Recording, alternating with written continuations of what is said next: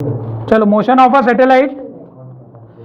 तो नेक्स्ट है आपका मोशन ऑफ सैटेलाइट। हाँ, नेक्स्ट टॉपिक है।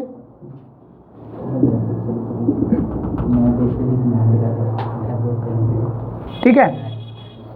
अब मोशन ऑफ अ सैटेलाइट का मतलब देखो ऐसा है कि मान लेते हैं लेट अस से ये पृथ्वी, इसका मास है m, इसके आसपास पृथ्वी को कैसे चक्कर में घूमना है इस बार।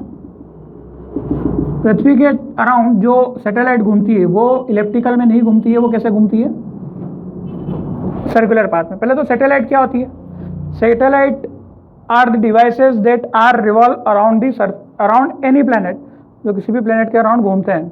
मून का कुछ नेचुरल होते हैं, कुछ मैनमेड होते हैं, अलग अलग टाइप के सैटेलाइट होते हैं। तो अपनी जो अर्थ है, अर्थ का सैटेलाइट कौन है? Natural satellite moon. पृथ्वी के चक्कर कौन लगाता है? चंद्रमा लगाता है। तो वो एक नेचुरल सैटेलाइट है, उसको बनाने की जरूरत नहीं, ऑटोमेटिक। ठीक वैसे ही आप क्या कर सकते हो, सैटेलाइट बना के अगर आपने ऊपर भेज दिया तो ऑटोमेटिकली क्या है, वो चलता रहेगा। और आपको पता है कि हर एक पॉइंट पर इस पर एक सेंट्रीपिटल फोर्स लगता है, कैसे भी आएगा। हर एक पॉइंट पर क्या लगता है? सेंट्रीपिटल फोर्स लगेगा। और इसका जो मास है, एक सेंट्रीपिटल फोर्स लगेगा और ग्रेविटेशनल फोर्स लगेगा, दोनों क्या होंगे? बराबर होंगे, तभी चीज़ कैसी घूमती है? गोल घूमती है। अभी भी ये बाउंडेड सिस्टम है, बाउंडेड सिस्टम की एनर्जी क्या होती है? नेगेटिव। इसका वर्क डन क्या होगा? External work done positive.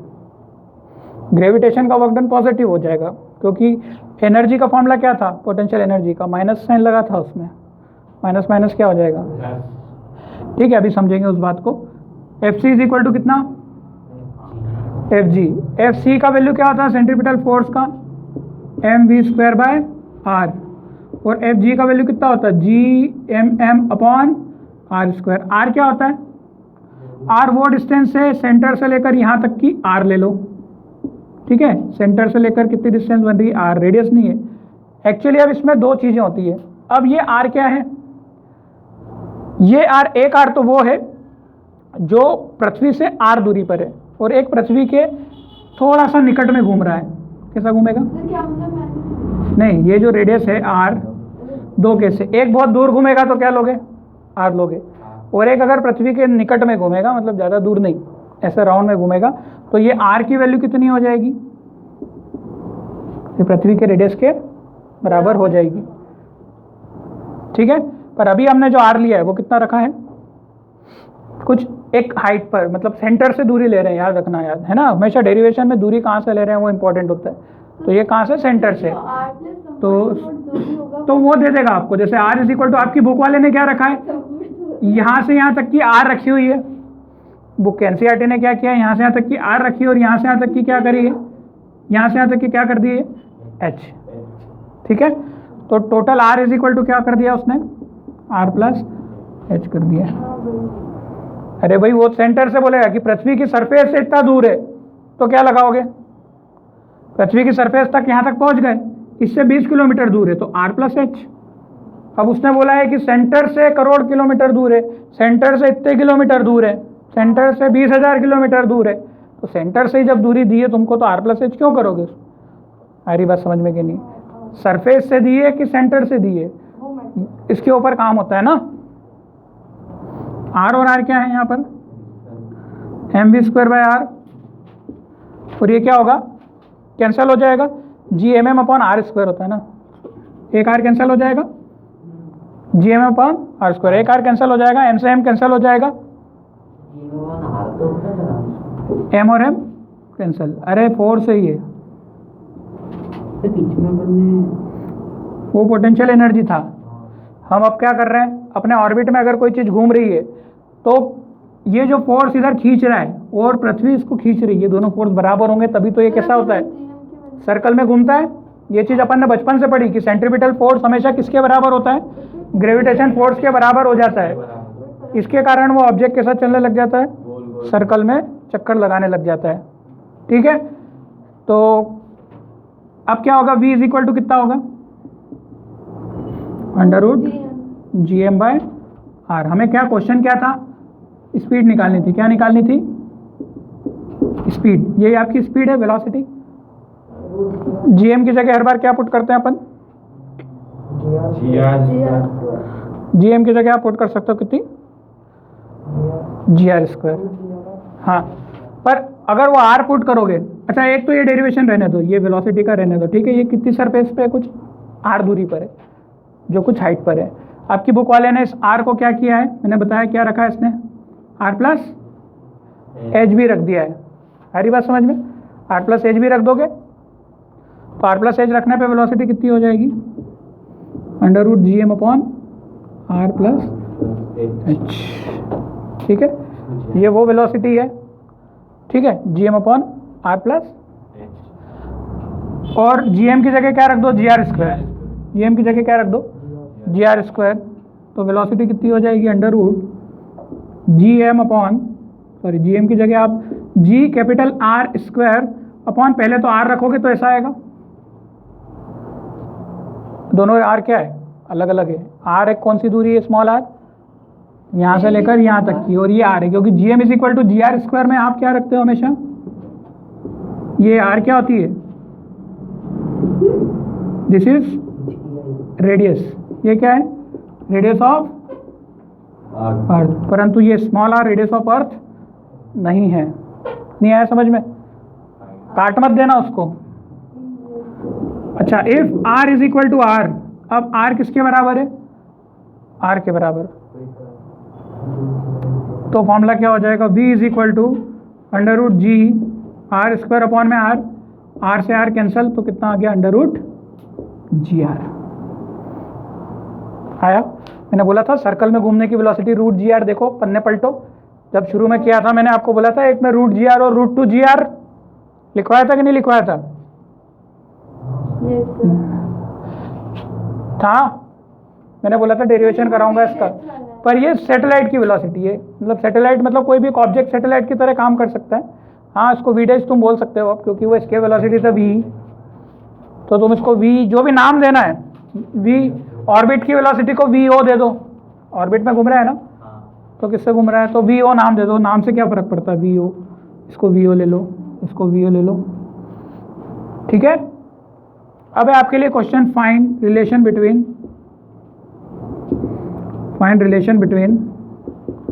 VE and VO। VE और VO में क्या रिलेशन है बताओ, दिमाग लगाओ। पहला क्वेश्चन, दूसरा question, find VE minus VO। VE कितना होता है, V is equal to root two G R, कभी भी रिलेशन निकालना है तो डिवाइड कर दो, और VO कितना होता है, रूट जी आर, दोनों को क्या कर दो, डिवाइड कर दो। रूट के अंदर है तो जी आर कट जाएंगे ये, और V is equal to root two times of VO, अभी किया ही था हमने प्रूफ, ऐसा कुछ, ठीक है। गणित समझ में आया नहीं आया, आएगा, करते नहीं आएगा, इज इट क्लियर।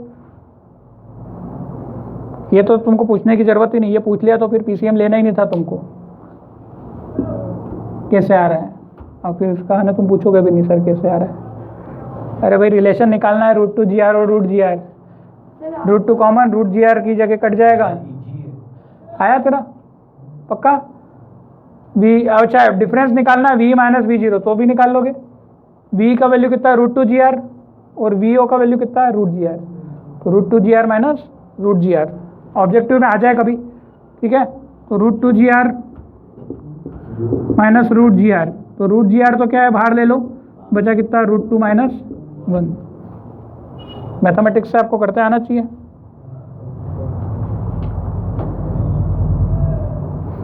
ठीक है, नेक्स्ट है time period of a satellite, ये क्लियर हो गया, ठीक है। Next is time period of satellite, इसी में ही टाइम पीरियड ऑफ सैटेलाइट कैसे निकालेंगे। अच्छा ये फॉर्मूला याद रख लेना, ये सब हटा दें आप, स्पीड निकल गई, इसी में ही है, मतलब जब सैटेलाइट की बात करते हैं तो बोलता है स्पीड निकालो, डेरिवेशन है ये, स्पीड निकल गई, VO स्पीड है, कितनी निकली, रूट जी आर, मतलब ये सैटेलाइट की भी स्पीड है और ये वो भी स्पीड है जब कोई ऑब्जेक्ट गोल गोल घूमेगा, और पृथ्वी के उस पर कोई ऑब्जेक्ट गोल घूमेगा तो सैटेलाइट बन ही जाएगा, ठीक है। अब जो एक नेक्स्ट निकालना है टाइम पीरियड, क्या निकालना है, टाइम पीरियड। टाइम पीरियड आपको पता ही है क्या होता है, कोई चीज़ अगर यहाँ शुरू हो रही है, यहाँ से घूम फिर के वापस कितने टाइम में वापस आ जाती है, उसको क्या बोलते हैं? Time period. This is called the time period. ठीक है। अच्छा, क्या होगा टाइम पीरियड का formula? t is equal to, एक चक्कर में मान लेते हैं जो है ये कितनी दूरी पर है? r दूरी पे। टाइम पीरियड का फॉर्मूला क्या होता है? 2 pi r distance upon velocity या स्पीड होता है फॉर्मूला। एक चक्कर कितने में होता है और कितने वेलोसिटी है वो? Velocity is equal to distance upon time है, तो time is equal to distance upon velocity हो जाएगा, या डिस्टेंस अपॉन स्पीड हो जाएगा ना। वेलोसिटी निकाली थी कि नहीं अभी? चिपका सकते हैं? चिपका दो। v इज इक्वल टू क्या निकाला था आपने? Root G M by R निकाला था, या फिर जी आर स्क्वायर वाली रूट जी आर भी रख सकते हो। नहीं, ये रखोगे क्यों? क्योंकि उसमें तो कटेगा, ये कुछ आर सरफेस आर नहीं है ना, ऐसा सरफेस नहीं है। Root G M by R, G M की जगह जी आर स्क्वायर रखोगे तो आर से आर कटेगा नहीं, तो कटने वाली तो लगा नहीं सकते हैं। मेरे जी एम की जगह जी आर स्क्वायर रखोगे तो आर कौन सा रखोगे? बड़ा वाला रखोगे ना। ठीक है, चलो क्लियर है? पुट कर दो इसमें, कितना आएगा?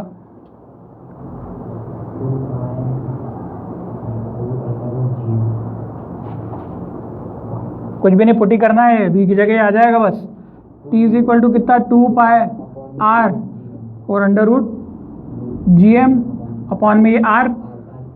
ठीक है, कहाँ से कैंसिल कर दोगे भाई? रूट है ना। चलो बताओ क्या सॉल्व होके कितना आएगा? जी एम बाय आर है, आर की वैल्यू कितनी आएगी? अब फिर से मैथ्स आ गया। अगर मैथ्स आता होगा तो ये निकाल लोगे तुम। 2 pi under root G M, तो ऐसे ही रहेगा। यहाँ पे आर की पावर एक्स, बताओ आर की पावर एक्स क्या होगा? कितने लोगों को निकालते आएगा? निकाल के बताओ। गणित है, गणित। रूट जी एम तो मैंने निकाल लिया, और आर बेस सेम है। अरे भाई कैसे कर दोगे? वो होल रूट में था ना। अरे बेस सेम है, आर और आर। पावर 8 और सब्सट्रैक्ट, पावर 8 और सब्सट्रैक्ट होगी कि नहीं? मैंने सिर्फ नीचे वाले का तो कोई भी बता देगा। उसका ही बता देते हैं। नहीं आएगा, तुम सोच में पड़ गए कि अब कैसे सॉल्व करेंगे इसको। इंटीग्रेशन वगैरह कुछ नहीं लगेगा यहाँ, सीधे सीधे एक्सपोनेंशियल के रूल लगेंगे। रूट आर कॉमन ले लेंगे, आर की पावर 1/2 उसको ऊपर भेजेंगे, कुछ ऐसा कुछ करना पड़ेगा। वही तो नहीं आता है सर हमको, बाकी तो सर आ जाता है। माइनस नीचे आ रहा है कि ऊपर? ऊपर माइनस क्या आएगा? नीचे 3/2 आएगा कि प्लस 3/2 आएगा? 3/2 सही आ रहा है, और नीचे आएगा कि ऊपर? अरे भाई ये क्या है? ये सबसे पहले तो क्या है, इसको 4 के टुकड़े पूरे करो, तो अपॉन में 1 लगाया। हमेशा 4 के टुकड़े पूरे नहीं होते तब तक नहीं करना चाहिए, नहीं तो तुम उल्टा ही निकालोगे। ठीक है, अब इसको क्या है? Is equal to 2 pi R upon में 1 इंटू रूट आर ऊपर और रूट जी एम नीचे। नहीं समझ में आया? नहीं आता है? रूट जी एम और रूट जी आर को क्या है, दोनों को जुदा कर दिया, दोनों पे रूट लगा था, उसका रूट अलग कर दिया और रूट आर का रूट अलग कर दिया। अभी आर की पावर 1 और आर की पावर रूट को क्या लिखेंगे? 1/2।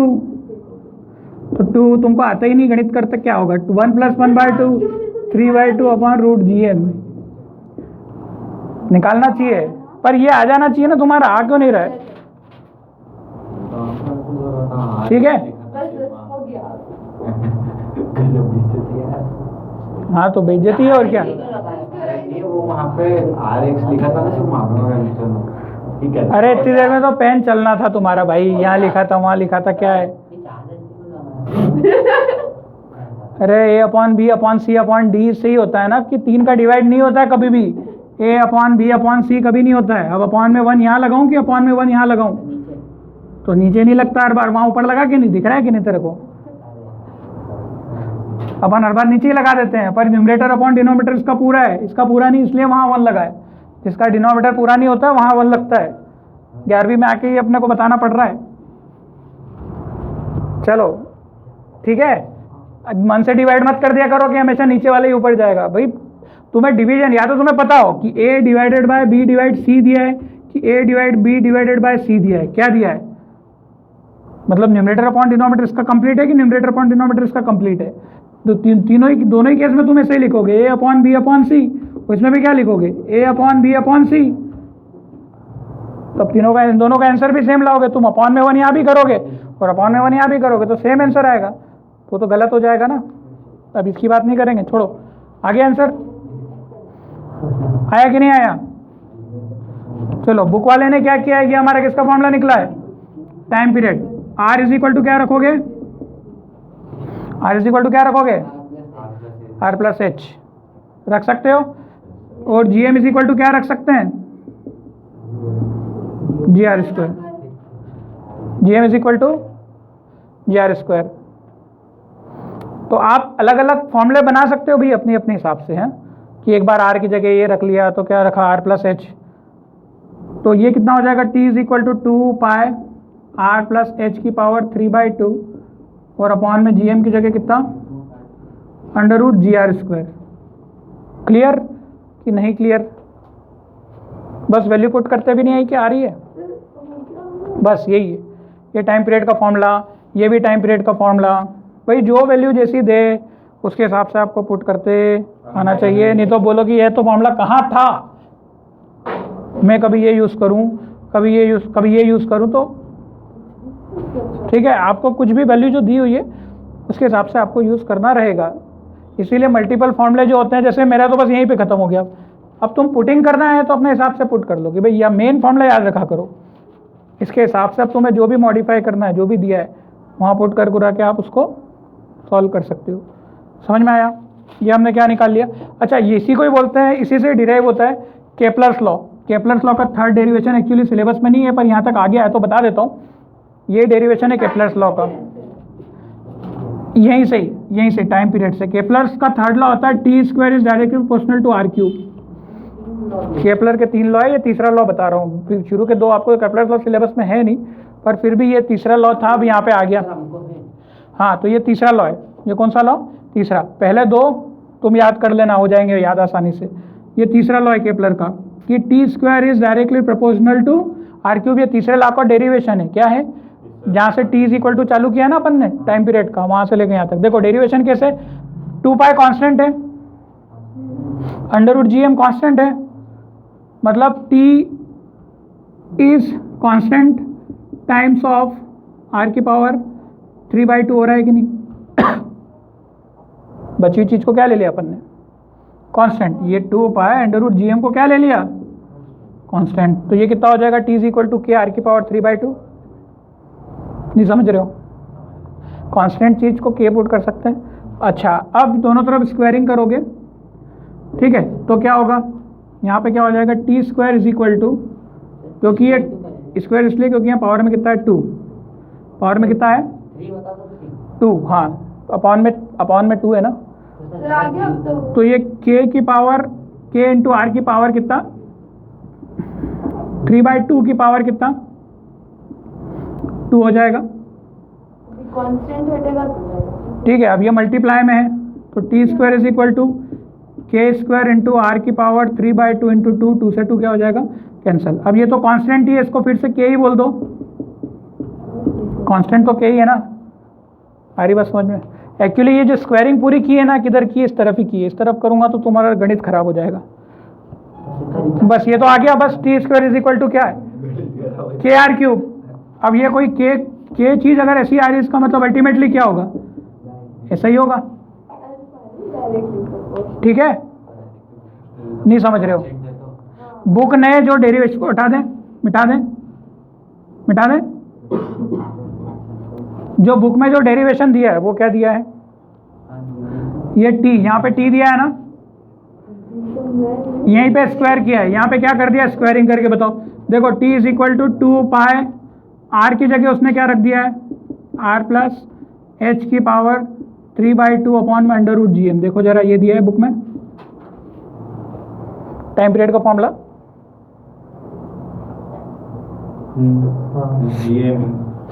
एम ई मतलब मास ऑफ अर्थ ले लिया है उसने। तो आया समझ में? अब उसने ये इसके बाद क्या किया? दोनों तरफ स्क्वायरिंग किया। दोनों तरफ क्या किया?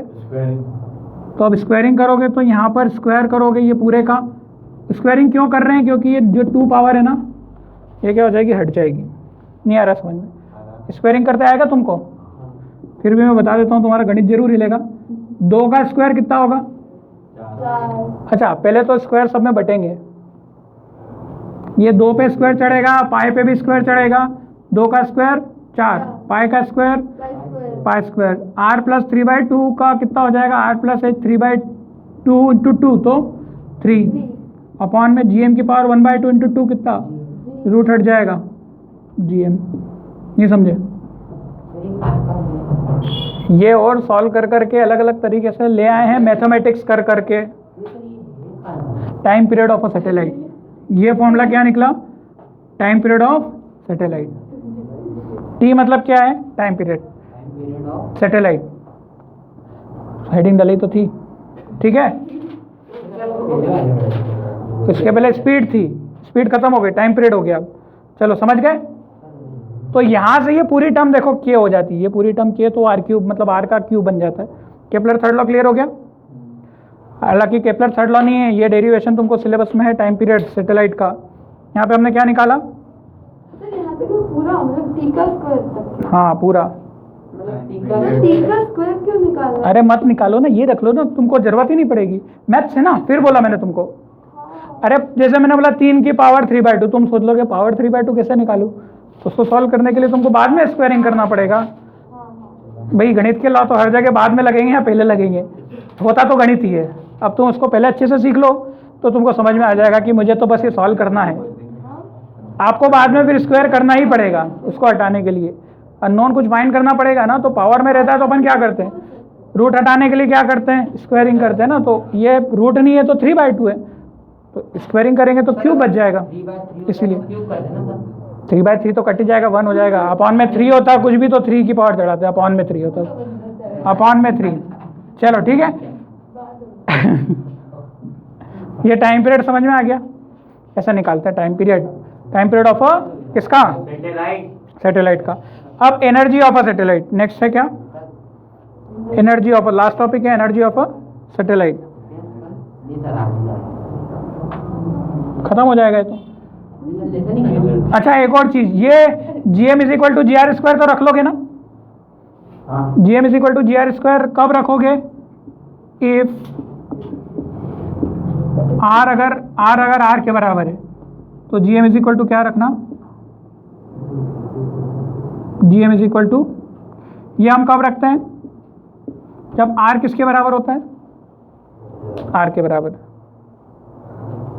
चाहे जब नहीं रख सकते इसको। gm is equal to GR square कब होता है? जब r इज इक्वल टू बड़ा। हाँ मतलब जो भी रेडियस आप जिस भी डिस्टेंस पर निकाल रहे हो वो कहाँ पर हो? पृथ्वी की सरफेस के लगभग ही हो, और जनरली फॉर्मूला उसी का ही आता है, ठीक है। और नहीं तो तुमको फिर ये रख देना है, दोनों फॉर्मूला है तुम्हारे पास। तो अभी क्वेश्चन अपन बाद में करेंगे कल। Energy of a satellite last है।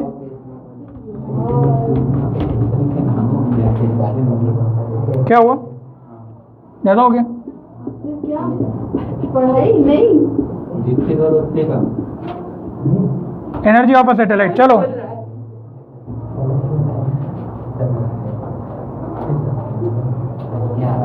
इधर देखो, ये पृथ्वी है, इसका मास m है। यहाँ पर एक सैटेलाइट है, ये ऐसी घूम रही है। कितनी वेलोसिटी से घूम रही है? अब ये घूमने लगी है। अब आपको कुछ नहीं करना है, ऑटोमेटिकली क्या है? घूमने लगी। एक बार जो चीज़ घूमती है तो घूमते चले जाती है, क्योंकि वहाँ पे अब कोई भी एक्सटर्नल फोर्स वगैरह कुछ भी नहीं है, ऑटोमेटिकली चल रही है तो चल रही है। तो कांस्टेंट वेलोसिटी मतलब इसके पास एक काइनेटिक एनर्जी कितनी है? हाफ mv² है कि नहीं है? कितनी है काइनेटिक एनर्जी? कितनी है? नहीं समझ रहे हो? हाफ mv² है। तो kinetic energy of a satellite कितनी? Half mv²। आई समझ में? आई कि नहीं आई? इसके पास एक और पोटेंशियल एनर्जी है, दोनों एक दूसरे से बाउंड होंगे। कितनी होगी? -gm अपॉन जितना भी रेडियस होगा यहाँ, मतलब डिस्टेंस होगा, r² नहीं, r है ना? ठीक है, नहीं समझ रहे हो? तो अच्छा v इज इक्वल टू कितना होगा बताओ? कोई दिमाग लगा के बता सकता है v कितना बनेगा? अरे v 90 थोड़ी ना वेलोसिटी। v का एक्सप्रेशन कितना निकाला अपन ने अभी? चीज कैसी घूम रही? गोल। अगर कोई चीज गोल घूमती है तो v कितना होता है? कोई चीज गोल घूमती है तो v कितना होता है? g। ये गोल ही घूम रही है तो वेलोसिटी की जगह अंडर रूट जी आर तो रख देंगे। काइनेटिक एनर्जी यहाँ पे कितनी हो जाएगी? Half m into G R. नहीं समझे? v स्क्वायर की जगह रूट जी आर रखूंगा मैं। इतना गणित आता है कि नहीं? तुम सोचोगे सर ये कहाँ से आ गया जी आर? एक एक स्टेप हटा भी नहीं सकते तुम्हारे लिए। v स्क्वायर है, v स्क्वायर की जगह जी आर आएगा कि नहीं? यहाँ से v है तो v का स्क्वायर इज इक्वल टू कितना हो जाएगा? दोनों तरफ स्क्वायरिंग करोगे तो v स्क्वायर जी आर हो जाएगा। तो जी आर की वैल्यू पुट कर दूंगा, मतलब v स्क्वायर की वैल्यू पुट कर दूंगा G R. Clear? Kinetic energy आ गई। पोटेंशियल एनर्जी कितनी? Minus G M M by R. नहीं समझे? हाँ हाँ आ रहा है कि नहीं आ रहा है? नहीं घुस रहा है? दिमाग में जा रहा है कि नहीं? चलो अपॉन में आर तो नहीं भूले? जी आर, हाँ ओके। अब जी आर की जगह क्या रख सकता हूँ? नहीं नहीं, अब थोड़ा दोनों को एक जैसा बनाना है। हाँ, जी एम की जगह क्या रख दो? G R square. क्या रख दो? दोनों रख सकते हो। देखो सुनो, जी एम की जगह क्या रख सकते हो? जी आर स्क्वायर ना, उल्टा रख दिया। G M is equal to G R square. नहीं समझे? नहीं समझे? अच्छा सुनो, वेलोसिटी का जो फॉर्मूला था, ये वेलोसिटी का जो मेन फॉर्मूला था वो क्या था? v is equal to under root G M by R था क्या? जब v is equal to under root G M by R, मैंने कहा था कि ये यूज करना है आपको। पेज पलट लो, देख लो। v is equal to under root G M by R. हाँ दोनों थे, पर ये क्या है? रेडियस आर पे है ना, तो अपने को इतनी मगजमारी करनी नहीं पड़ेगी, ये डायरेक्ट आ जाएगा। तो v की जगह क्या रखूंगा? v square. तो v स्क्वायर कितना हो जाएगा? जी एम बाय आर होगा कि नहीं होगा? दोनों रख सकते थे, ये वाला रख रहा हूँ काट के। तो कितना होगा? G M by R. Clear कि नहीं क्लियर? नहीं हुआ क्लियर? ठीक है, थोड़ा सजा लें इसको इसके जैसा। ये जी पहले है, फिर एम बाद में है बड़ा, और फिर एम बाद में है।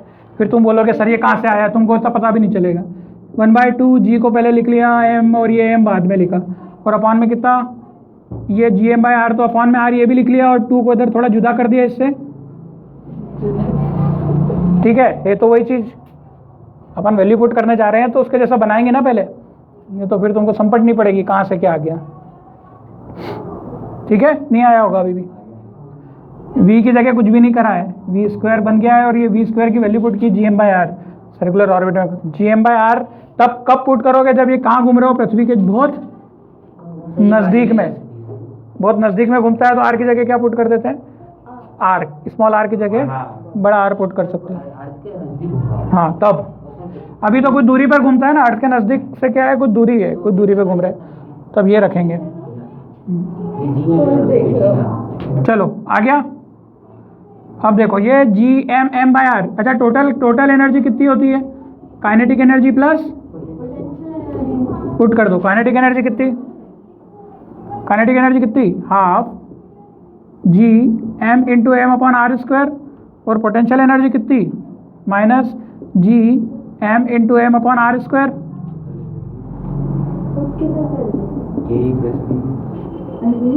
ठीक है, नहीं समझा? अच्छा, इसका उत्तर भी निकालते नहीं आएगा तुमको, इसको सॉल्व करते भी नहीं आएगा? आएगा, सॉल्व करते हैं। इसका आंसर क्या आएगा? अब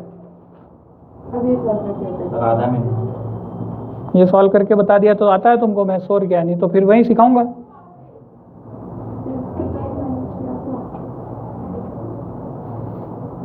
आधा माइनस 1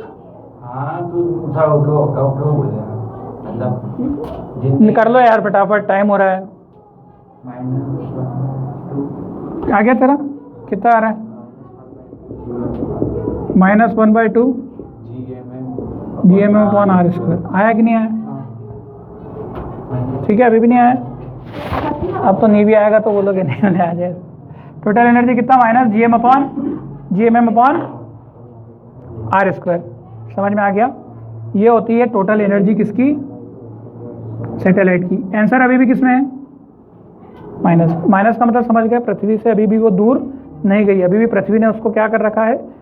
बाउंडेड सिस्टम है, ये अपने पास रखा है। क्या बात समझ में आ रही है? अब तुम्हारे लिए होमवर्क है, काइनेटिक एनर्जी और पोटेंशियल एनर्जी में क्या रिलेशन है? Find relation between kinetic energy and potential energy. Kinetic energy और पोटेंशियल एनर्जी में क्या रिलेशन है बताओ? हाँ ले लेना, G M by R square, एक ही बात है। कॉमन लगे, के मान ले, टी मान ले, पी मान ले, सब तो सेम दिख रहा है, वो एक ही बात होती है। कॉमन मतलब एक को टी पी कुछ भी मान लो और उसको बाहर फेंक दो। मैथ से यार तुम भावनाओं को समझोगे तो तुम्हें समझ में आएगा कि इसको कॉमन लेके 1/2 माइनस 1 कितना हो जाएगा? माइनस का 1/2। वो माइनस का 1/2 तो आ गया और बाकी वापस से वैल्यू पुट कर दो। ठीक है, अब तुम यहाँ एलसीएम भी ले लो, 2r स्क्वायर और r स्क्वायर का एलसीएम लोगे तो उसमें गड़बड़ा जाओगे। फिर 2r स्क्वायर एलसीएम लोगे, हाँ बाद में ले लो, पहले ले लो भाई, तुमको करते आना चाहिए। एक मैंने दिया है रिलेशन बिटवीन काइनेटिक एनर्जी और पोटेंशियल एनर्जी, क्या निकलेगा? अगर ये भी निकालते नहीं आ रहा है तो फिर और पढ़ाई करना। सामने ये सारी इक्वेशन, काइनेटिक एनर्जी की ये इक्वेशन ये बन रही है और पोटेंशियल एनर्जी की इक्वेशन ये बन रही है। ठीक है,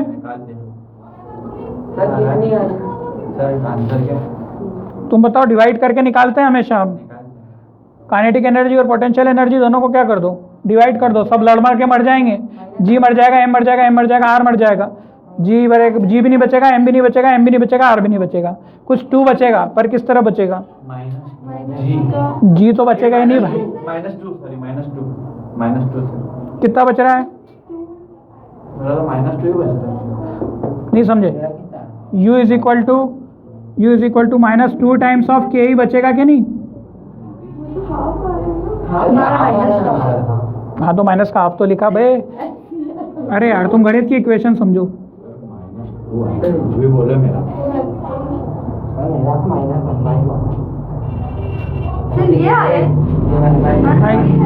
हाँ यही तो है। तुम अगर इसको इधर उधर देखोगे तो मैं इसको इधर लिखूं, उसको उधर लिखूं, तो वो तुमको करते नहीं आएगा क्या? मैं तो क्या माथा फोड़ लूंगा अब तुमको। क्या 12वीं 11वीं के बच्चे ऐसे होते हैं कि इक्वेशन दिखाई, अच्छा हाँ ठीक है ऐसे ही तो आ रहा होगा, इसको उधर भेज दिया। अरे नहीं समझ रहे। u is equal to -2/k। कुछ भी पूछ लेगा, बोलेगा कि पोटेंशियल एनर्जी और काइनेटिक एनर्जी का रेशियो निकालो, तो ये 2 के कहाँ जाएगा? नीचे। तो u अपॉन में के कितना आ गया? 2, तो 2:1। इनमें से कौन ज़्यादा? पोटेंशियल एनर्जी ज़्यादा कि काइनेटिक एनर्जी ज़्यादा? पोटेंशियल एनर्जी कितनी है? 2 times of kinetic energy. Minus तो केवल अट्रैक्शन बताता है। काइनेटिक एनर्जी कितनी है? पोटेंशियल एनर्जी की आधी। टोटल एनर्जी कितनी है? -12 GMM अपॉन आर स्क्वायर। इसका कोई रिलेशन बनेगा नहीं क्योंकि यहाँ आर स्क्वायर आ गया है। टोटल एनर्जी और काइनेटिक एनर्जी को तुम निकालना चाहो तो निकाल लो, पर वो आर स्क्वायर था, यहाँ पे सब आर के फॉर्म में थे, कट पिट गए। तो ये था आपका total energy of a satellite. अब यहाँ पे आपका पूरा जो चैप्टर है वो मैंने बता दिया। एक जो हाँ अब कुछ क्वेश्चन मैं कल करा दूंगा, और जियो stationery satellite, types of satellite कुछ आता है, सैटेलाइट के टाइप्स, वो कल देख लेंगे।